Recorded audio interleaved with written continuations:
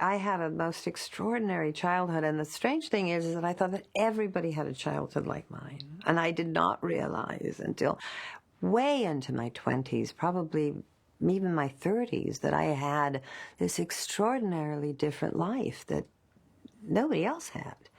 I was extremely spoiled by my parents in the sense, no, they didn't buy me anything I wanted.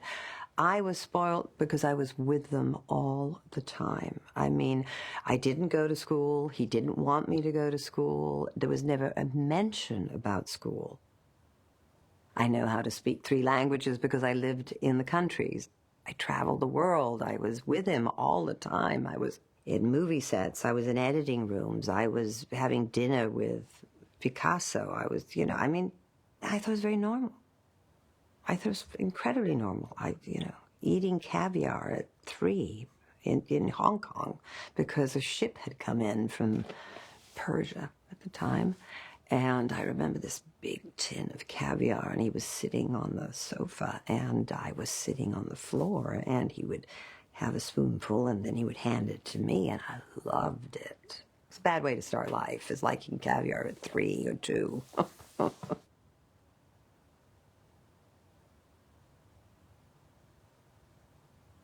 I play the part of Falstaff's page, which was called Boy. I was 8 when we started shooting, because we started shooting in late '63. And then I was really 9, because it was shot in most of '64. I remember him asking me, would you like to be in the movie? And me saying no, because I've never wanted to be in a movie. And then he promised me money, so I said, okay, fine, I will. I'll do it. Of course, he never paid me. You boy, and Bardolph, no word to your master that I'm yet come to town. There's for your silence. I have no tongue, sir. And for mine, sir, I will govern it. And my part was quite large, to my horror. Well, that's Shakespeare, too, That's not exactly easy. I never acted, never wanted to. Am I not falling away vilely when my skin hangs about me like an old lady's loose gown?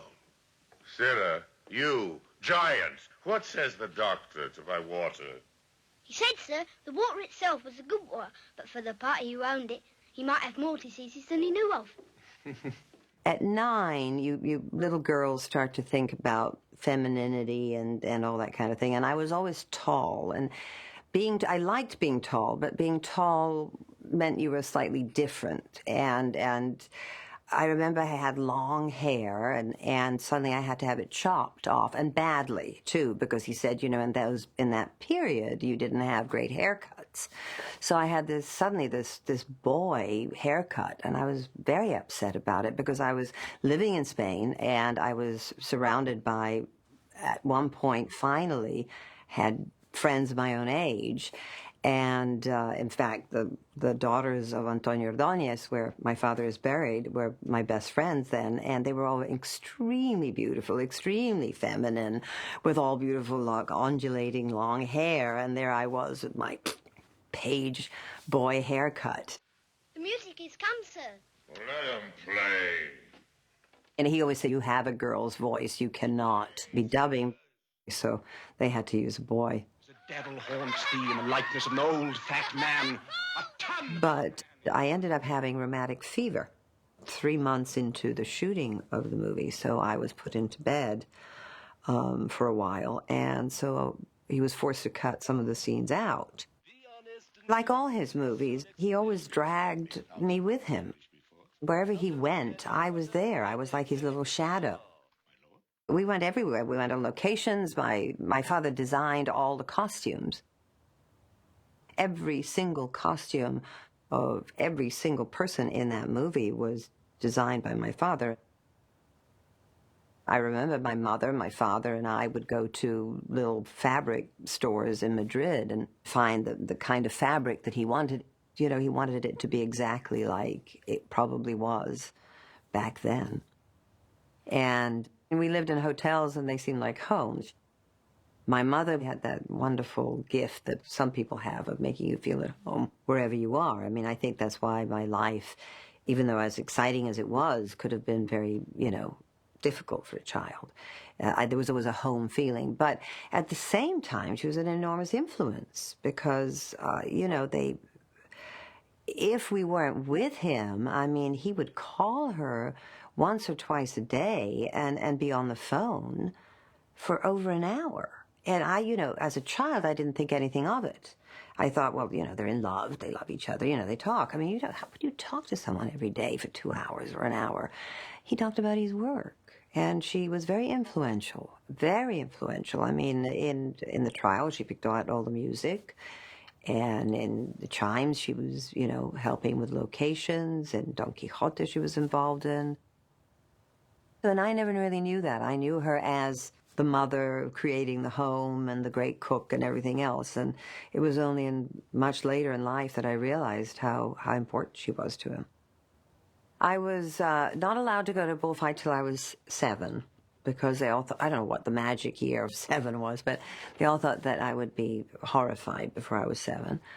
And I'm an enormous animal lover, and so was my parents. I mean, they rescued animals all the time. I mean, it was ridiculous.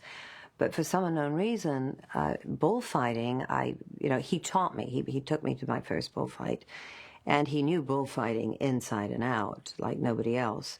So I was taught the art of it. And many people will say, what are you talking about? It's horrific, it's everything. And it is horrific. But there is an art, and it's an extraordinary thing. And I, who love animals, can go watch a bullfight today, and if it's it has to be a good bullfight. There's a big difference. And you get totally caught up into this extraordinary experience that's happening between this incredibly ferocious animal. I have never in my life been around an animal as scary as a fighting bull. Never. I mean, lions, tigers, rhinoceroses, whatever, are nothing compared to a fighting bull. And yes, we went to bullfights. My mother used to go, and she hated them. So the moment I was old enough, he had a reason. He had an excuse to go to as many bullfights as he could, so he could teach me all about bullfighting. So yes, we did, and we had these friends. He had great friends in bullfighters, and I loved it. I just loved everything about it. And that's why he's buried there, because he likes passion. The better part of valor is discretion, in the which part I have saved your life. Shoot, this gunpowder Percy. I swear I killed him. I had a blast. I mean, that's what my experience was like. I mean, first of all, I got to ride every horse that was in that battle.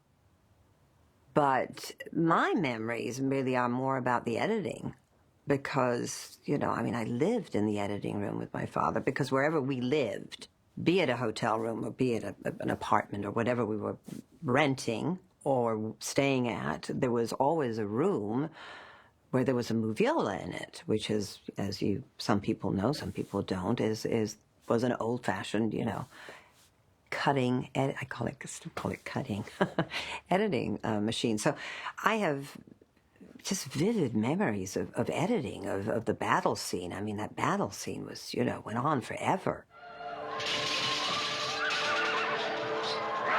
I saw magic being done. I can't tell you what or how, but it was extraordinary. Suddenly this battle just became this, it is one of the most extraordinary battles I think ever shot.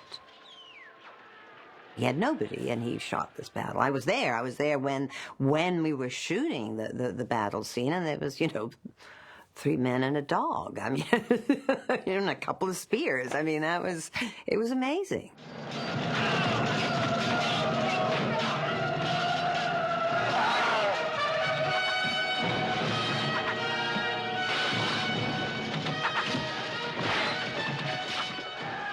I think by far the best thing he's ever done is that battle scene.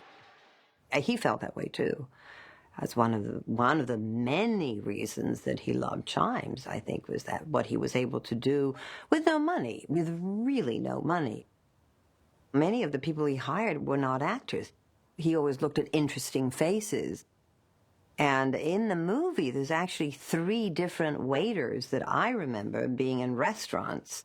And he'd say, "Oh, we've got to have this man. He has the most extraordinary expressions and face." And he did that. He did that in the trial as well. And there is this wonderful scene of one of the waiters who is marching away, and then his hat falls off. And he stops and he picks it up and he puts it back on. And, you know, an actor wouldn't have done that. An actor would have said, "Oh, sorry, cut, let's start again." But it was so natural and so wonderful. And that's what he got by using many people who he just saw in the restaurants. And I believe there was, I think our gardener was in it too. God save your grace. Yours, most noble Bardolph. How doth thy master? In bodily health, sir. John? Keith he's like family. I mean, he's the closest thing I have, I think, that I could say like an uncle. And he's been in my life since I was 4 years old and was in all our lives. I mean, my father adored Keith, absolutely adored him. And my mother and him were inseparable forever. Here I am set. And here I stand. Now, Harry, whence come you? Lord, beast The complaints I hear of thee are grievous. blood, Lord, they're false. They are tickle you for young prince. There is a devil haunts thee in the likeness of an old fat man. A ton of man is thy companion. He's a great all-around actor, but I think truly he's, you know, apart from Chimes, I think his greatest work is on the stage. That stuffed cloak bag, that roasted Manningtree ox, that reverend vice, that grey iniquity, that father ruffian, that vanity in years. Wherein is he good? But to taste sack and drink it. And I think that's probably why he was so good in Chimes, because in the end, Shakespeare is Shakespeare. Even if it's Orson Welles as Shakespeare, it is Shakespeare, and it's a stage actor can bring something that I think other actors cannot. And all of the actors in Chimes, apart from Jean, you know, were stage actors, if you think about it. Farewell. Well, now, our king, let not us that are squires of the night's party be called thieves of the day's beauty. Let us be Diana's foresters, gentlemen of the shade, minions of the moon, men of good government, being governed as the sea is by our noble and chaste mistress the moon, under whose countenance we steal. I think he was able to put these 5 plays together without ruining Shakespeare, and that is a very difficult thing to do, because he revered Shakespeare. It's a Shakespeare that you understand, and you get enthralled by the story. Being wanted, he may be more wondered at.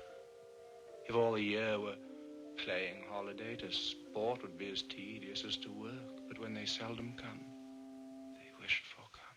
And out of all his movies, I think it's the most timeless movie he's ever made.